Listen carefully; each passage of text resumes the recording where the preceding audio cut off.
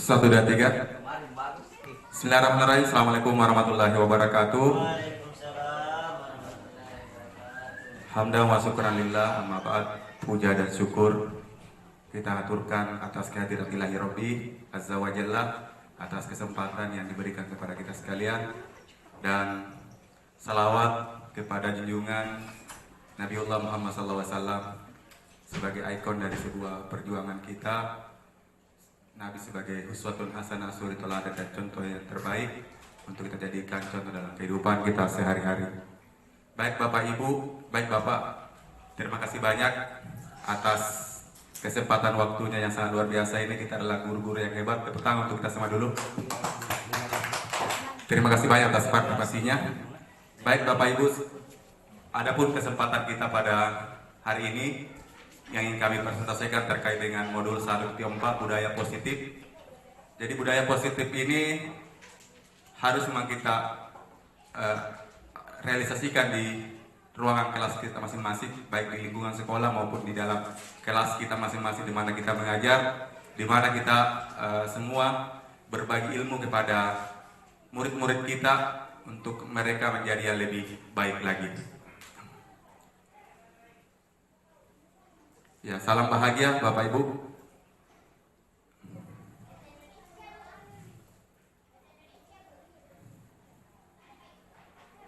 Ya, mungkin barangkali Bapak Ibu sudah tahu nama saya. Ya, perkenalkan, nama saya Zainal, angkatan ketiga calon guru penggerak kami.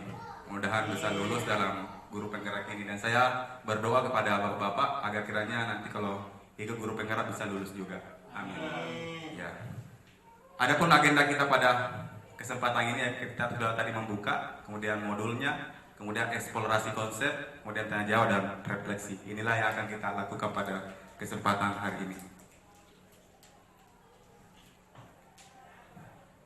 Kemudian capaian umum terkait dengan ini, yakni memahami konsep pendidikan menurut Ki Hajar Dewantara dihubungkan dengan konsep budaya dan lingkungan positif di sekolah yang berpihak pada murid, melakukan evaluasi dan refleksi tentang praktek disiplin dalam pendidikan Indonesia secara umum untuk mendapatkan pemahaman baru mengenai konsep disiplin positif untuk menciptakan murid dengan profil pelajar Pancasila, memahami peserta sebagai guru untuk membangun budaya positif dengan menerapkan konsep disiplin positif dan berinteraksi dengan murid. Inilah capaian umum kita yang akan kita capai pada diskusi kita pada hari ini.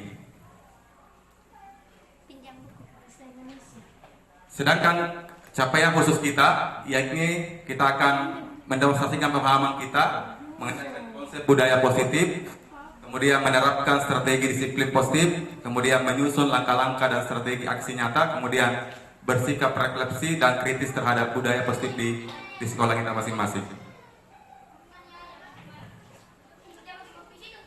Ya. Ini menurut Ki Hajar Dewantara, budaya positif dan ekosistem pendidikan, bahwa anak itu diibaratkan seperti tumbuhan. Anggaplah kita seorang petani. Seorang petani yang menanam padi, mereka hanya menanam padi, tetapi buah yang dihasilkan hanyalah padi saja. Tidak mungkin padi yang ditanam kita menghasilkan apel. Begitupun dengan anak. Anak itu bertumbuh dengan minatnya masing-masing. Kalau anak sukanya olahraga, maka diarahkan ke olahraga. Kalau anak sifatnya agama, religius, ya diarahkan ke religius. Jangan dipaksakan itu minat. Karena kapan dipaksakan akan mencederai dia sendiri. Ya. Sama dengan menurut pendapat Ki Hajar dapat memperbaiki kondisi tanah, memelihara tanah padi, memberikan pupuk dan air, membasmi ulat-ulat atau jamur yang mengganggu hidup tanaman padi dan sebagainya. Begitulah kita di pendidikan, bahwa anak hanya bisa kita berikan sesuai dengan kemampuannya. Kita rawat anak itu, kita jaga rawat itu, kita bimbing, kita tuntut, bahwa guru telah menuntun terbaik. Mereka hanya menuntun muridnya dengan sesuai dengan kodratnya. Itu menurut Ki Hajar Dewantara. Kemudian eksplorasi konsep kita ada 3 yang akan kita diskusikan pada kesempatan ini. Yang pertama adalah perubahan paradigma stimulus respon lewat lawan teori kontrol, arti disiplin dan tiga motivasi perilaku manusia. Ketiga, keyakinan kelas. hukuman dan penghargaan. Kemudian keempat, kebutuhan dasar manusia. Kemudian kelima, posisi kontrol. Kemudian yang keenam, segitiga restitusi.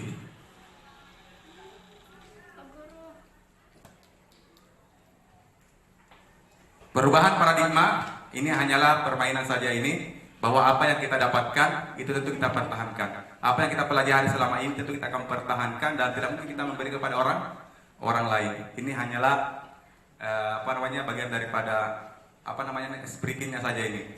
Ya. Kemudian kalau kertas-kertas yang kita genggam tentu akan terjadi beberapa perubahan. Perubahan di antara akan kusut, itu. Kemudian kita akan mempertahankan kertas itu. Ini hanyalah gamesnya ini. Perubahan paradigma teori kontrol. Jadi yang pertama itu ilusi guru mengontrol murid. Kemudian ilusi bahwa kritik dan membuat orang merasa bersalah dapat menguatkan karakter. Kemudian yang ketiga, ilusi bahwa semua penguatan positif efektif dan bermanfaat. Kemudian yang terakhir adalah ilusi bahwa orang dewasa memiliki hak untuk memaksa. Kemudian perubahan paradigma stimulus respon teori kontrol.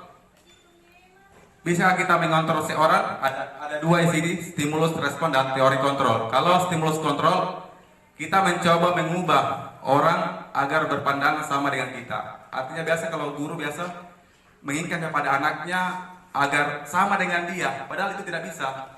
Murid itu hanya bisa berkembang sesuai dengan keinginannya. Teori kontrolnya, kita berusaha memahami pandangan orang lain tentang dunia. Stimulus respon, perilaku buruk dilihat sebagai suatu kesalahan. Teori kontrolnya, semua perilaku memiliki tujuan.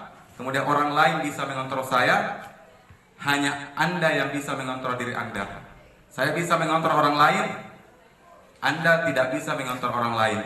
Pemaksaan ada pada saat bujukan gagal, kolaborasi dan konsekuensi menciptakan pilihan-pilihan baru.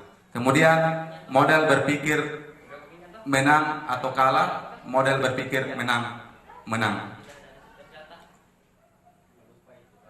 Selanjutnya kita masuk apa itu disiplin? Ya. Biasa kita mengerti bahwa disiplin itu adalah taat pada aturan. Ya, biasa kita begitu. Oh, disiplin adalah tepat waktu. Disiplin adalah apalagi nih? Tidak melanggar aturan. Ternyata arti sebenarnya disiplin itu adalah belajar. Ya. Arti sebenarnya dari disiplin itu adalah belajar. Belajar dari apa yang kita lakukan tadi, kesalahan yang kita lakukan untuk menjadi yang lebih baik. Contoh tadi, kita memiliki kesalahan terlambat datang ke sekolah, itu adalah sebuah pelajaran. Pelajaran yang bagus adalah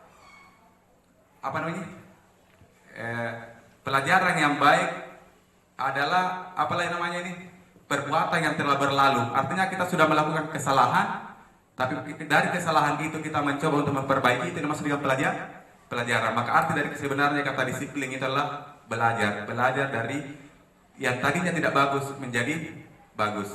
Kemudian makna asal dari kata ini itu dari Socrates dan Plato. Kemudian disiplin diri membuat orang menggali potensi menuju sebuah tujuan apa yang dihargai. Kemudian namun dalam budaya kita makna kata disiplin telah berubah menjadi sesuatu yang dilakukan seorang pada orang lain untuk mendapatkan kepatuhan. Kan terkadang biasa kita membuat anak kita bahwa kau pintar, kamu harus pintar ini, kamu harus pintar ini. Itu artinya kita memaksakan orang untuk patuh kepada kita. Kamu kerja ini, kamu kerja ini. Artinya itu memaksakan orang. Padahal arti sebenarnya itu disiplin adalah belajar. Kemudian kata lain, kecenderungan umum adalah mengubah kata disiplin dengan ketidaknyamanan. Orang kan tidak nyaman kalau kita suruh ini sesuatu yang tidak saya sebagai seorang guru, kalau kita tidak senangi, ada yang kita tidak senangi, tentu kita akan tidak nyaman dengan hal itu.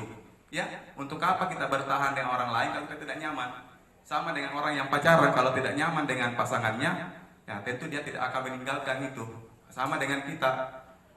Bukan dengan apa yang kita hargai atau pencapaian suatu tujuan mulia. Jadi beriring berjalannya waktu ini kata disiplin ini sudah berubah, sudah menjadi kata untuk kita orang yang berkata itulah yang kita patuhi. Padahal bukan itu. Padahal Kata disiplin itu belajar dari yang negatif menjadi yang positif. Teori motivasi perilaku manusia. Ada 3 teori motivasi. Yang pertama, motivasi eksternal. Apa itu motivasi eksternal? Yang pertama adalah untuk menghindari ketidaknyamanan, hukuman. Apa yang akan terjadi apabila saya tidak melakukannya? Itu kan orang biasa, itu kan motivasi eksternal. Kalau saya kerjakan ini, kira-kira apa yang saya dapatkan? Kan begitu namanya motivasi. Kalau saya masuk inovasi, apa yang saya bisa dapatkan? Itu motivasi untuk eksternal. Kalau saya kerjakan ini, apa yang saya bisa dapatkan? Kan begitu motivasi pertama itu. Nah, itu. Kemudian motivasi eksternal. Untuk mendapatkan imbalan dari orang lain, apa yang akan saya dapatkan apabila saya melakukannya? Ya, kalau saya suruh si A, kira-kira si A itu apa yang dapatkan dari saya kalau saya suruh? Begitu motivasi, teori motivasi. Sama dengan kalau pelajaran siswa kita, kalau kita berikan motivasi, tentu siswa akan bertanya apa yang saya dapatkan. Tentu yang dapatkan adalah sebuah nilai yang bagus. Itu motivasi dia. Kemudian motivasi internal, tujuan disiplin positif. Untuk menghargai diri sendiri, menjadi insan sesuai harapan kita. Saya akan menjadi orang yang seperti apa apabila saya melakukannya. Nah, ini yang paling bagus sekali. Motivasi yang sangat luar biasa. Saya akan menjadi orang yang seperti apa apabila saya melakukannya. Kalau saya melakukan inovasi di sekolah ini, saya akan menjadi orang seperti apa? Nah, ini motivasi yang sangat luar biasa. Jadi beda-beda orang motivasinya. Kemudian merdeka. Ki Hajar Dewantara berpendapat bahwa merdeka itu artinya tidak hanya terlepas dari perintah, akan tapi juga cakup buat memerintah diri sendiri. Nah, itu menurut Ki Hajar Dewantara. Kemudian budaya positif itu terbagi menjadi 3. Yang pertama adalah peraturan kelas, keyakinan kelas, dan lingkungan positif. Peraturan kelas ini artinya ketika kita berada dalam ruangan kelas kita masing-masing, Bapak, kita memulai pelajaran, ya di pertemuan awal tentu kita membuat kesepakatan kelas bahwa anak sekolah jam 7.30 kita harus datang di sekolah. Kemudian yang kedua, setiap murid harus saling menghargai ketika berpendapat. Itu barangkali kesepakatan kita buat. Ini kesepakatan kelas ini relatif sesuai dengan apa yang diinginkan oleh Bapak dan Ibu di dalam kelas kita. Keyakinan kelas, modal lingkungan yang positif. Keyakinan kelas, hukuman dan penghargaan. Mengapa tidak peraturan saja? Mengapa harus keyakinan kelas? Ya, kalau hukuman itu biasa, orang biasa kan takut kalau hukuman. Tapi kalau kita bahas keyakinan kelas, maka anak akan merespon dengan baik. Nah, itu. Jadi mengapa kita memiliki peraturan harus menggunakan helm bila mengendarai kendaraan roda 2? Kemudian mengapa kita memiliki peraturan 3M, menggunakan masker, mencuci tangan, dan menjaga jarak 1,5 meter? Kemudian mengapa kita memiliki peraturan harus datang tepat waktu pada saat mengikuti pelatihan? Nah, itu untuk mendukung motivasi intrinsik, kembali ke nilai-nilai keyakinan, lebih menggerakkan seorang dibandingkan mengikuti serangkaian peraturan. Ini contoh kesepakatan kelas: datang tepat waktu, mengucapkan salam. Nah, itu bagian daripada menjaga kebersihan sekolah, berdoa sebelum dan sesudah kegiatan, aktif dalam pembelajaran, tertib. Ini adalah bagian daripada kesepakatan kelas. Bapak bisa membuat kesepakatan kelas sesuai dengan apa yang kalian buat bersama dengan anak. Jadi kesepakatan kelas yang dibuat Bapak itu sesuai dengan hasil musyawarah, bukan dari paksaan dari guru. Bahwa satu, kesepakatan kelas kita datang tepat waktu, tidak boleh begitu. Kesepakatan kelas itu harus dengan musyawarah dengan murid-murid kita. Kalau murid-murid katakan tidak boleh Pak, karena saya tinggal di atas gunung, dan biasanya mobil turun itu jam sekian, itu sudah dimaklumi Pak. Itulah pentingnya kesepakatan kelas, karena setiap murid itu beda kebutuhannya, setiap siswa beda kebutuhan yang diinginkan. Jangan sampai murid kita kasihan tinggal jauh di sana, dia jalan kaki dari sekolah menuju itu kan perlu diperhatikan sama kebutuhan itu. Untuk melahirkan kesepakatan kelas kita butuh namanya kebutuhan. Dilihat kebutuhan siswa kita. Setelah adanya kebutuhan dari siswa kita, kemudian kesepakatan kelas itu disepakati bersama. Jangan kemauan guru sendiri. Itu memaksakan namanya kehendak. Sama tadi di atas bahwa perubahan kedisiplinan itu sudah berubah seiring berjalannya waktu. Padahal kedisiplinan itu adalah sebuah belajar. Ini. Jadi kesepakatan kelas ini bisa dibuat dimanapun kita mengajar, baik Bapak yang guru olahraga, Bapak yang guru bahasa Indonesia, guru agama, itu boleh membuat kesepakatan kelas sesuai dengan apa yang disepakati bersama.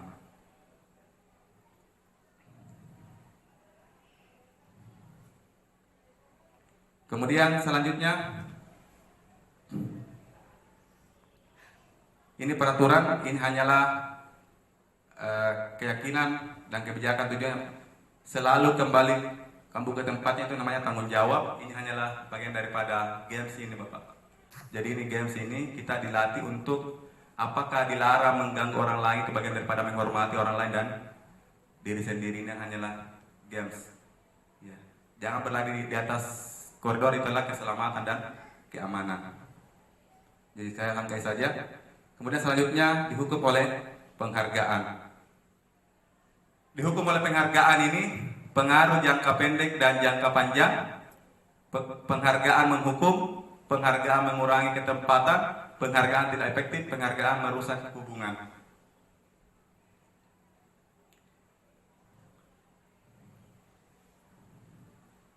Kemudian selanjutnya tindakan guru. Ini contoh-contoh, mencatat 100 kali di dalam buku kalimat saya tidak akan terlambat lagi karena terlambat ke sekolah. Nah, itu adalah sifatnya hukuman. Kenapa? Apabila yang memberikan hukuman ini adalah guru olahraga, maka itu tidak sesuai. Ya, apa kira-kira hubungannya? Olahraga dengan mencatat saya tidak akan terlambat lagi. Ya, tidak ada hubungannya barangkali Pak. Ya. Atau kemudian agama, silakan catat saya tidak akan terlambat lagi, tidak ada relevannya dengan apa yang kita pelajari. Nah, sama dengan lari mengelilingi lapangan basket 2 kali karena terlambat hadir di sekolah. Nah, itu bagian daripada hukuman. Kalau yang memberikan hukuman bukan guru olahraga. Kalau agama atau bahasa Indonesia, IPS, IPA yang memberikan ini, maka itu masuk kategori hukuman. Tapi kalau guru PJOK yang memberikan itu masuk konsekuensi karena sesuai dengan mata pelajaran yang diampu. Kemudian murid diminta untuk push up 15 kali karena tidak menggunakan masker ke sekolah. Ya, ini masuk hukuman. Nah, itu. Kami bisa barangkali kita kasih yang tidak pakai masker itu ya suruh ke sekolah cari masker, jangan disuruh push up. Jadi ini biasa kalau kita menghukum ini anak akan lama dia pendam. Kemudian mengganti kertas tugas teman yang telah dicoret-coret. Nah, ini konsekuensi.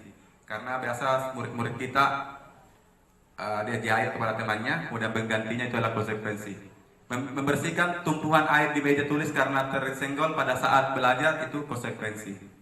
Kemudian murid disuruh untuk mengenakan sepatu seharian di sekolah karena tidak mengenakan sepatu hitam, itu hukuman. Kemudian lari mengelilingi lapangan basket 2 kali karena terlambat 10 menit untuk pelajaran PJOK adalah sanksi. Jadi pelajaran yang berhubungan dengan olahraga itu masuk kategori sanksi. Ya, kan tidak etis kalau guru agama silakan lari 2 kali mengelilingi lapangan tidak mengerjakan tugas. Nanti anak bilang apa hubungannya Pak lari dengan pelajaran kita? Itu kan kita sendiri yang malu. Tapi kan terkadang anak malu mengucapkan itu, ya. Tapi bagaimana kalau anak yang apa ini dia memang memiliki sifat berani mengucapkan itu, apa hubungannya Pak dengan lari dengan ini? Itu kan tidak etis. Nah, itu. Ini juga saya juga pernah keliru melakukan ini. Setelah saya mempelajari semuanya, oh ternyata seperti itu, apa yang kita lakukan ini keliru. Begitu Pak. Ya, jadi kita bersama-sama berproses dalam pembelajaran ini. Jadi luar biasa sekali ini Pak program kementerian terkait dengan guru penggerak ini. Artinya pembelajaran itu kita lebih mendalami lagi terkait dengan budaya-budaya positif di sekolah. Kemudian perbedaan hukuman dan sanksi konsekuensi. Jadi hukuman itu sesuatu yang menyakitkan harus terjadi. Kalau sanksi sesuatu yang harus terjadi. Kemudian membuat anak sakit untuk jangka waktu yang lama. Kalau konsekuensi itu tidak lama Pak. Kemudian anak membenci kedisiplinan. Jadi anak sudah, artinya dia sudah memikirkan dalam dirinya bahwa kalau kita melanggar kedisiplinan maka kan terjadi pembencian. Tapi kalau kita kasih konsekuensi maka anak akan menghargai disiplin. Kemudian paksaan, stimulus tanggapan, mendorong anak menyakiti diri sendiri, mendorong anak agar mudah menyelesaikan diri. Kemudian konsep diri yang buruk, konsep diri yang baik. Anak belajar untuk menyembunyikan kesalahan. Sedangkan konsekuensi, anak belajar untuk mematuhi peraturan. Sedangkan hukuman marah, rasa bersalah, dipermalukan, merasa tak dihargai, sanksi kehilangan hak, dibuat tidak nyaman, diasingkan untuk sementara. Kayak ini. Kemudian selanjutnya 5 posisi kontrol. Posisi kontrol yang pertama itu menghukum. Tentu kalau menghukum ini barang mudah kita sudah bisa menghindari menghukum ini. Kemudian pembuatan orang merasa bersalah, teman, pemantau dan manajer.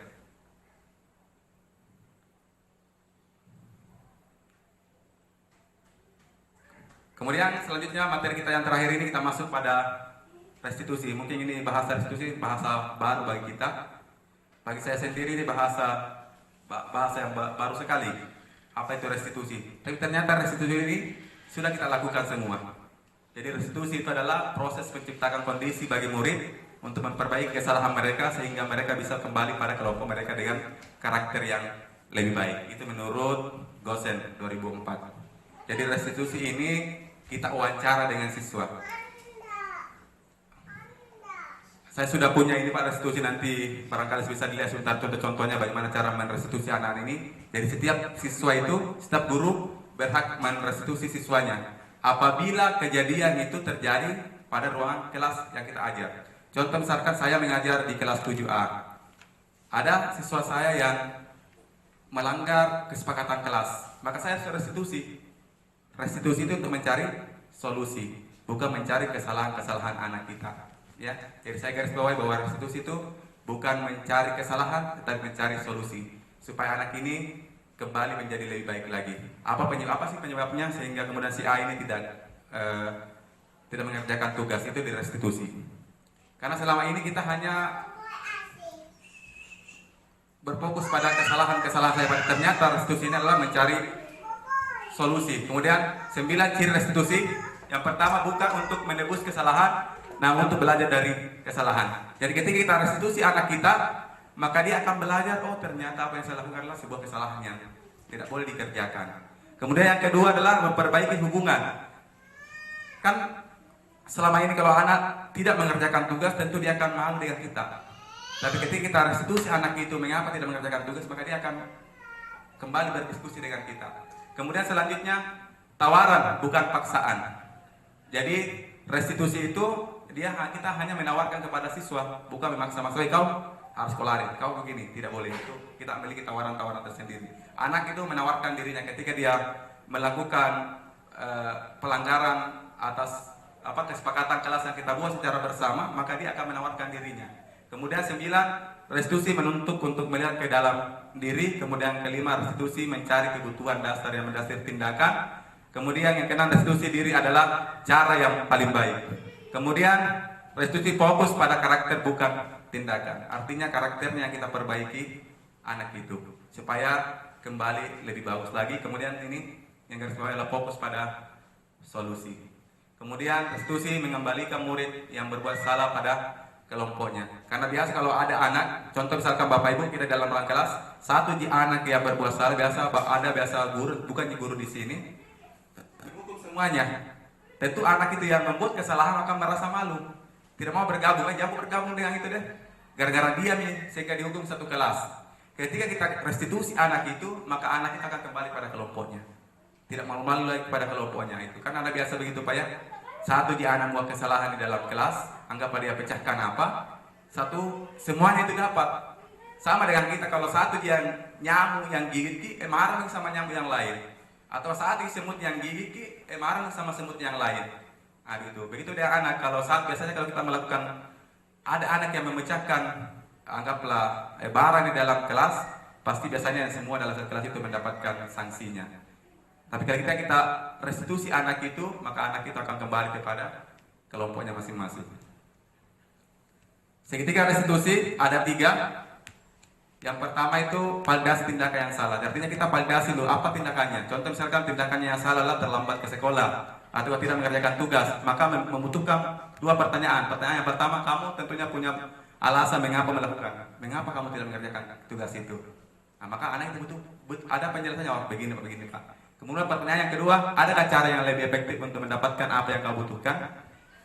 Bilang, adakah solusi lain? Kalau kamu kerjakan ini bisa barangkali di tengah malam, bisa barangkali subuh hari kau kerjakan ini tugas. Itu barangkali solusinya kita cari. Kemudian yang ketiga, menanyakan keyakinan. Keyakinan yang maksud itu adalah keyakinan kelas. Nilai apa yang telah kita sepakati? Oh, di pertemuan awal kita sudah sepakat bahwa yang tidak mengirim tugas akan mendapatkan ini. Kita kan sepakat Pak. Nah, itu. Kemudian kamu ingin menjadi orang yang seperti apa? Kalau kita berikan motivasi seperti ini, kamu akan menjadi orang apa? Kamu akan menjadi apa, nak? Seperti apa kamu? Mau jadi apa? Nah, begitu. Kemudian menstabilkan identitas. Maka dua pertanyaan yang kita lanjutkan. Setiap orang pasti pernah melakukan kesalahan. Artinya kita kembalikan motivasinya.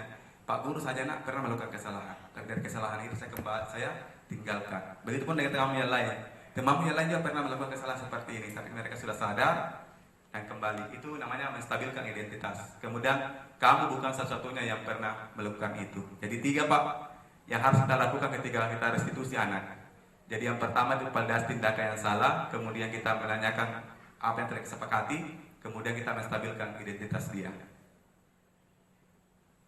Demikian barangkali diskusi kita ini mungkin agak banyak kalau ada umpan balik masukan dari Bapak yang hebat-hebat ini supaya kedepannya budaya positif di sekolah kita ini bisa lebih bervariasi lagi.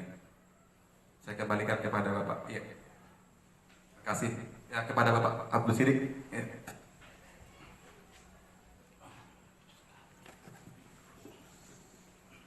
Terima kasih atas kesempatan yang diberikan kepada saya. Dan pertama-tama setelah saya menyimak sangat menarik sekali. Ternyata dalam proses pembelajaran yang kita sering lakukan ada sesuatu pendekatan yang sangat ampuh bagi saya untuk mengembalikan rasa percaya diri siswa, yaitu adalah segitiga restitusi. Yang saya ingin sedikit tanyakan, selain pertanyaan yang ada di segitiga tersebut, apakah ada pertanyaan lain yang harus kita lakukan terhadap anak untuk mendapatkan sesuatu hal yang membuat dirinya merasa bersalah sendiri dan mungkin dirinya juga akan meminta sanksi sendiri sesuai dengan kesepakatan kelas. Nah, itu Pak yang pertama. Yang kedua, ternyata selama ini kita menganggap bahwa disiplin itu adalah taat dengan aturan. Ternyata disiplin itu adalah belajar. Jadi ini sangat menarik sekali apabila kita menghubungkan belajar dengan taat aturan. Setidaknya kalau kita berbicara disiplin itu belajar, mungkin ya bahwa kita selalu berusaha merubah diri kita untuk mendapatkan hal yang positif. Dalam hal ini adalah budaya positif, karena budaya itu mungkin sama halnya dengan sesuatu yang selalu kita lakukan setiap hari sehingga terbiasa dan merupakan budaya bagi diri kita sendiri yang terdapat di lingkungan kita sendiri.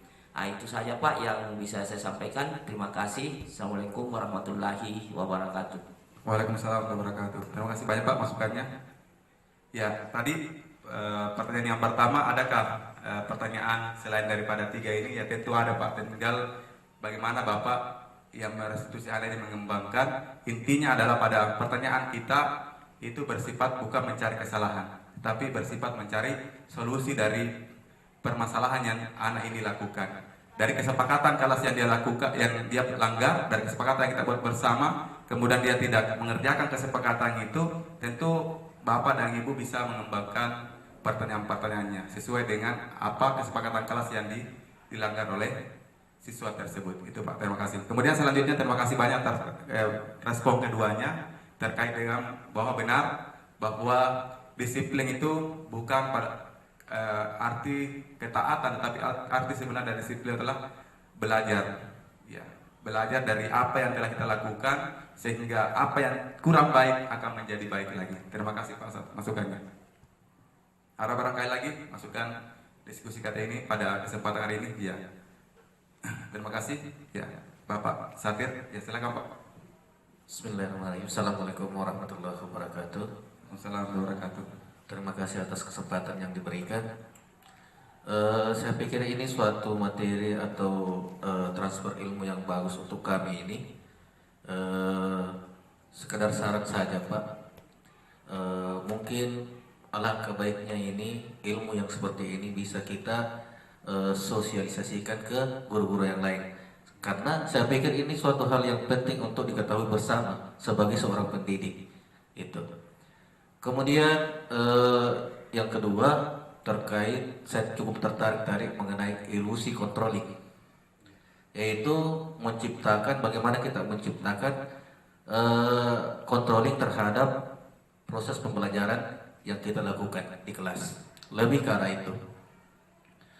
Jadi saya berpikirnya begini, materi ini menciptakan bagaimana kita membangun seorang siswa untuk lebih dewasa lagi dan menerima semua aturan-aturan yang diberlakukan pada proses pembelajaran. Iya, saya kira demikian Pak. Iya. Assalamualaikum warahmatullahi wabarakatuh. Waalaikumsalam warahmatullahi wabarakatuh. Terima kasih banyak Pak atas masukan berbagi ilmunya.